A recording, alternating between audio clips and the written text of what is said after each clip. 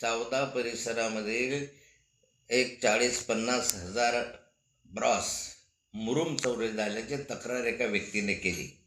त्याने त्याच्या संदर्भात सारे पुरावे दिले. JCBचा फोटो दाखवला, ट्रॅक्टर दाखवलं, तो माणूस आहे, ऑडिओ दिला, व्हिडिओ दिला. हे सगळं करत असताना PSIने त्या संदर्भामध्ये म्हटलं की मी तक्रार घेणार नाही, हा रेव्हन्यूचा भाग आहे.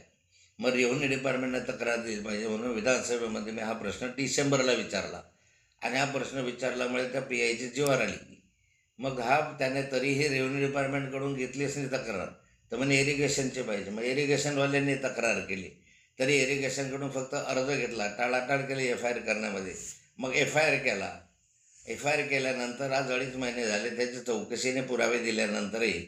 आणि म्हणून मी त्याला त्या ठिकाणी विचारायला गेलो की 2.5-3 महिने झाले या संदर्भामध्ये शासनाच्या मुरुमाची एवढी मोठ्या प्रमाणावर चोरी होते. तो काही 1000-1500 ब्रॉस नाही आहे, 40-50 हजार ब्रॉस आहे. पण त्याच्या संदर्भामध्ये ते म्हणजे की मी चौकशी करतो आहे. आणि मी त्यांना सांगितलं 2.5 महिने कशी काय चौकशी होते आहे. तो म्हणजे मला वाटेल तेव्हा तिथपर्यंत मी चौकशी करेल, मला काही बंधन आहे का तुमचं. म्हणजे त्याच्यामध्ये त्या रेव्हन्यू डिपार्टमेंटवाल्यांनी पैसे खाल्ले.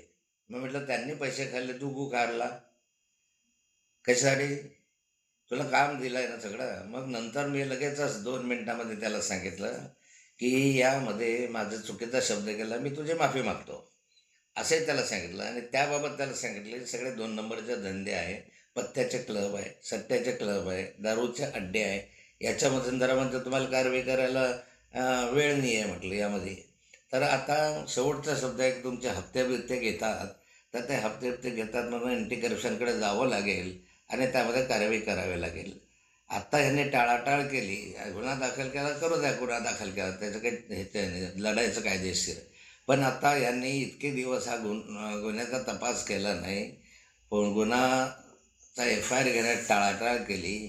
म्हणून मी स्वतः पोलीस प्राधिकरण, DG आणि अन्य वरिष्ठ अधिकाऱ्यांकडे या संदर्भामध्ये तक्रार करणार. मी पोलीस प्राधिकरणाला पुराव्यानिशी दाखवणार आहे की यांनी किती याच्यामध्ये विलंब लावला आणि जाणीवपूर्वक केला आहे. आणि नंतर मी सावदा शहरामधल्या आणि त्या परिसरात पोलीस स्टेशनच्या अंतर्गत माझ्या साऱ्या नागरिकांना आवाहन करणार आहे की कोण्या ठिकाणी पोलिसांचे आपले दारूचे अड्डे आहे, मटक्याचे अड्डे आहे, ते मला कळवा.